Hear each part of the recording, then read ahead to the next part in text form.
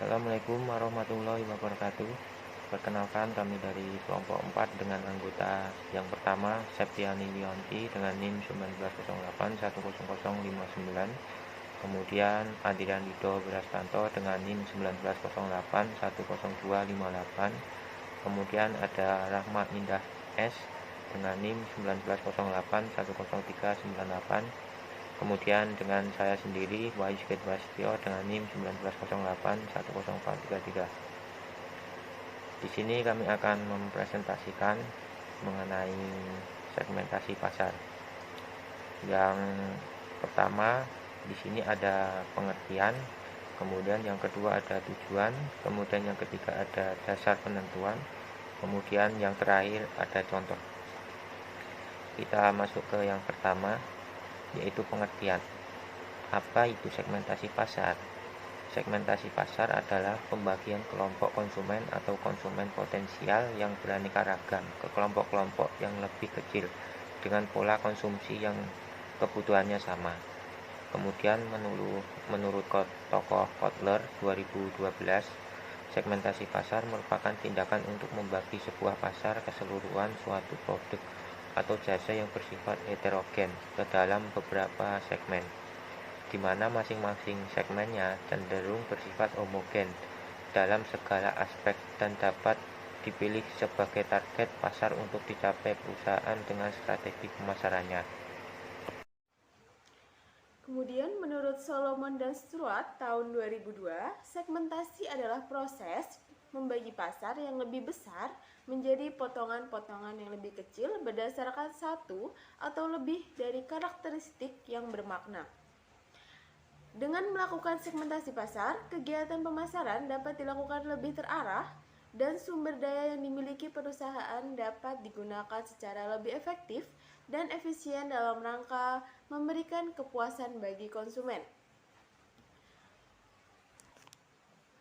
Kemudian ada tujuan dari segmentasi pasar. Nah, apa aja sih tujuan dari segmentasi pasar ini? Yaitu pada dasarnya tidak adanya produk tunggal atau pendekatan pemasaran yang tunggal yang dapat memenuhi kebutuhan dan juga keinginan dari semua pembeli. Nah, oleh karena itu, suatu pemasaran perlu adanya segmentasi pasar berdasarkan karakteristik maupun kebutuhan tiap-tiap konsumen. Dengan mengadaptasi suatu produk sesuai dengan selera dan permintaan konsumen yang berbeda-beda pula. Kemudian dilanjut dari dasar penentuan segmentasi pasar. Nah, dasar penentuan segmentasi pasar ini dibagi menjadi 4.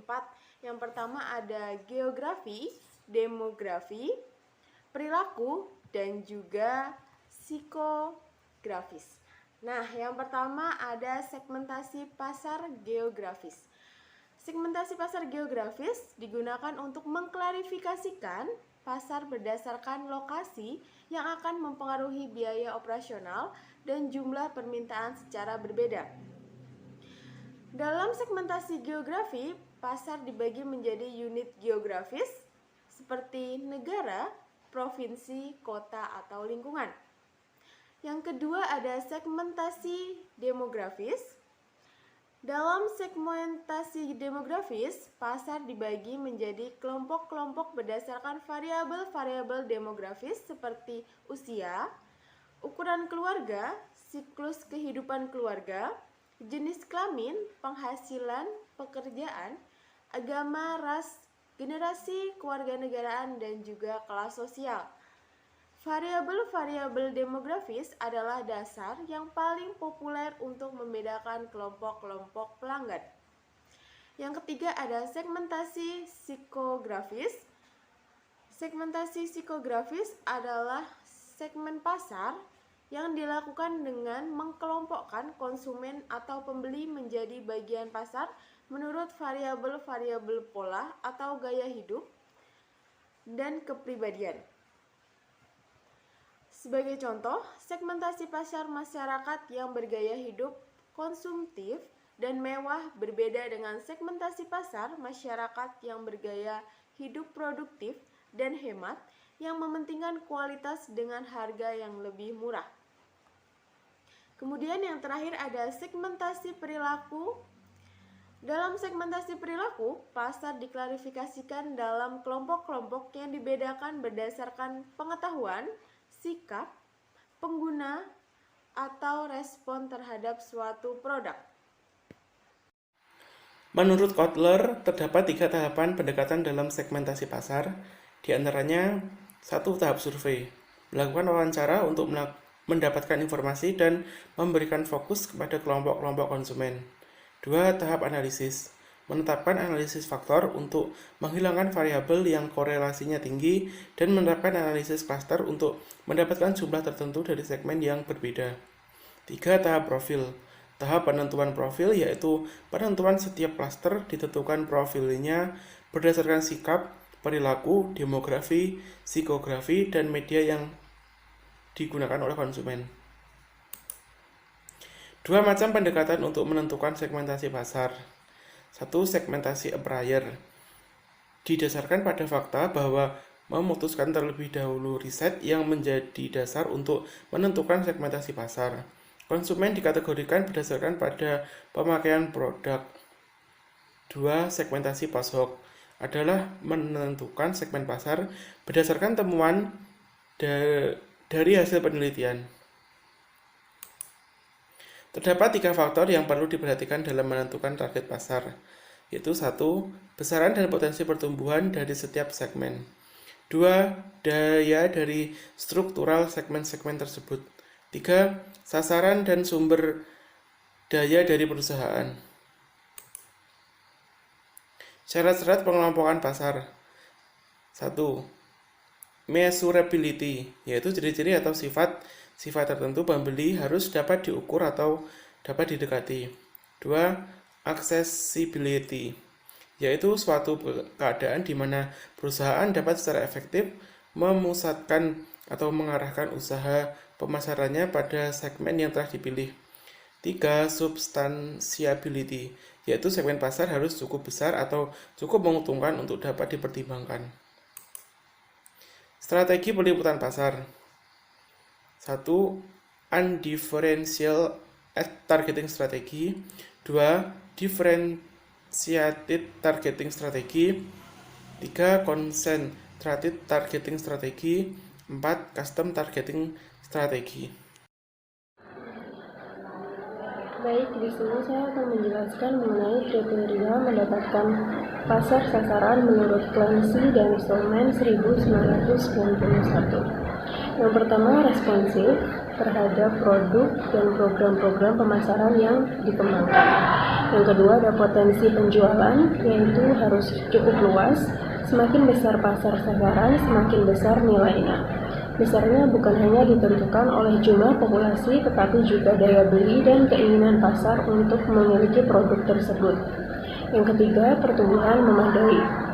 Pasar tidak dapat dengan segera bereaksi. Pasar tumbuh perlahan-lahan sampai akhirnya meluncurkan dengan pesat dan mencapai titik pendewasaannya. Yang terakhir yaitu jangkauan media. Pasar sasaran dapat dicapai dengan optimal kalau marketer tepat memilih media untuk mempromosikan dan memperkenalkan produknya. Berlanjut pada slide contoh, yaitu contoh produk yang menggunakan metode segmentasi pasar. Yang pertama ada kongguan, yaitu dilihat dari kelas sosial konsumennya. Untuk kongguan itu menyasar pada kelas menengah ke bawah, lalu nisim pada kalangan menengah, dan monde untuk kalangan menengah ke atas. Contoh kedua yaitu sepatu Converse, di mana dari sisi demografis, produk sepatu ini menyasar kepada remaja yang memiliki kepedulian terhadap penampilan mereka. Dari sisi geografis, untuk produk sepatu ini lebih ditunjukkan pada konsumen remaja di berbagai lokasi, baik daerah maupun kota. Lalu pada psikografis, menempatkan produk sepatu ini sebagai bagian dari gaya hidup, fashion, atau penampilan agar terlihat lebih kekinian. Lalu contoh yang ketiga atau yang terakhir yaitu tentang produk kopi yang sedang menjamur melalui coffee shop. Dari sisi demografis, menyasar calon konsumen seperti milenial dan generasi Z dari kelas ekonomi menengah ke atas. Lalu pada segmen geografi, menyasar ke masyarakat yang hidup di lingkungan perkotaan. Lalu pada perilaku, umumnya konsumen memiliki kebiasaan nongkrong dan memiliki loyalitas tinggi untuk membeli kopi.